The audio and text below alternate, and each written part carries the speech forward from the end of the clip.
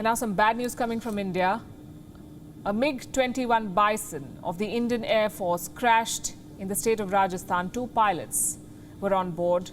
None of them survived. This happened on the 28th of July, and it was only the latest in a spate of crashes involving the same aircraft.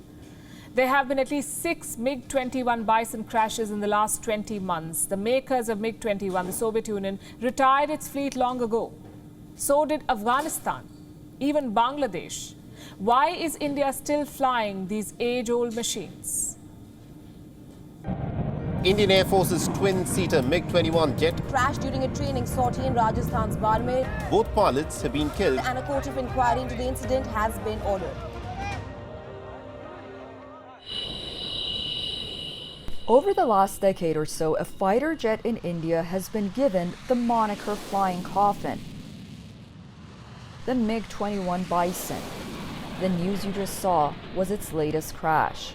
A MiG-21 crashed in the state of Rajasthan. 2 pilots died and condolences followed. The problem is, these condolences don't convert into action. Numerous crashes later, the MiG-21 continues to fly, killing a pilot or more with every crash. The MiG-21 is India's longest-serving fighter plane. India bought it from the Soviet Union. It was inducted into Indian Air Force in 1963. MiG-21 soon became the backbone of the Indian Air Force. The Soviet Union collapsed, but MiG-21 remained in the Indian Air Force. Reports say about 1,000 of these aircrafts made their way into the Air Force since the 1960s. Many of them crashed. In 2012, then Defense Minister A.K. Antony told the Indian Parliament that more than half of the 817 MiGs had crashed. 200 people had been killed. Of them, 171 were pilots. Every crash highlighted the need to retire these planes. But India could not dare to, because there was no alternative. MiG-21 became the blue-eyed boy again in 2019, when Wing Commander Abhinandan Varthaman's MiG-21 shot down an F-16 fighter jet. This was during a dogfight with Pakistan. The question has never been about the MiG's efficiency. It's about the aircraft's safety.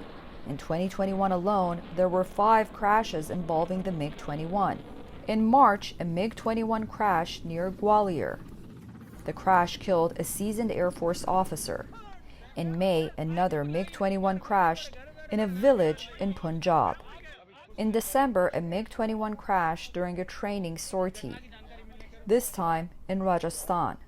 Today, the MiG-21 is not only called a flying coffin, but also a widowmaker. It sure sounds crass, but just look at its record. Why has the fleet not been retired? The makers of MiG-21, the Soviet Union, retired its fleet in 1985. Why is India still using it? It's because there is no alternative. If MiG-21s are retired, India won't have enough planes to guard its skies. The Air Force is already short on squadrons. It has 31 against the mandated 42. There has been a delay in acquisitions. Delays have also hit the production of indigenous Tejas. By 2017, India will be down to 19 squadrons, 16 by 2032.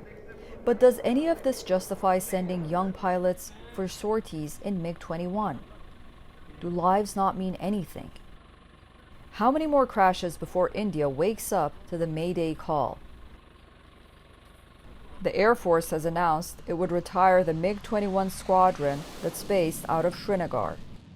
Even after that, 3 squadrons will remain in the air.